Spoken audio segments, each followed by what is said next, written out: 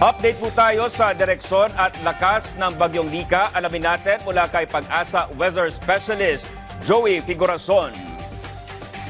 Magandang gabi po at sa lahat ng ating mga taga-subaybay o taga-panood. Sa kasalukuyan ay patuloy nating minomonitor ang Bagyong Nika na sa loob ng ating area of responsibility. Ito ay patuloy na kumikilos pakanluran habang inaasahan nga na mas lalakas pa ito at aabot siya sa typhoon category. Kaninang alas 4 ng hapon, ang sentro ng Severe Tropical Storm Nika ay namataan sa layong 380 km silangan ng Infanta, Quezon.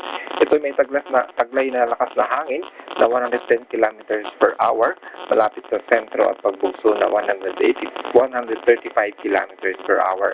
At ito ay kumikilos pakanluran sa ngayon sa bilis na 20 km per hour. Inaasahan habang binabaybay ni Nika ang silangang bahagi ng ating karagatan ay inaasahan na mas lalakas pa ito at base sa ating forecast track sa ngayon, ito ay maaaring maglandfall o tatama o unang tatama sa mga probinsya ng Isabela or northern part ng Aurora bukas ng umaga o maaaring hanggang hapon. Samantala, inaasahan din ang malalakas na mga pagulan dahil sa inaasahang sa rain bands nitong Bagyong Nika.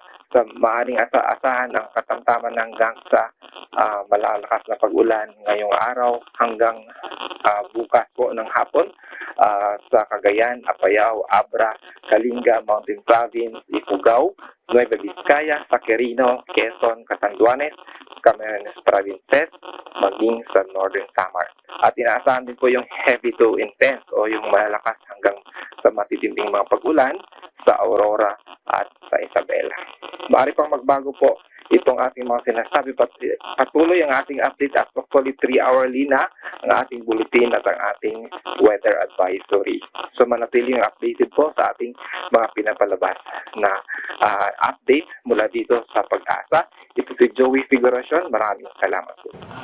Alright, maraming salamat Pag-asa Weather Specialist Joey Figurason.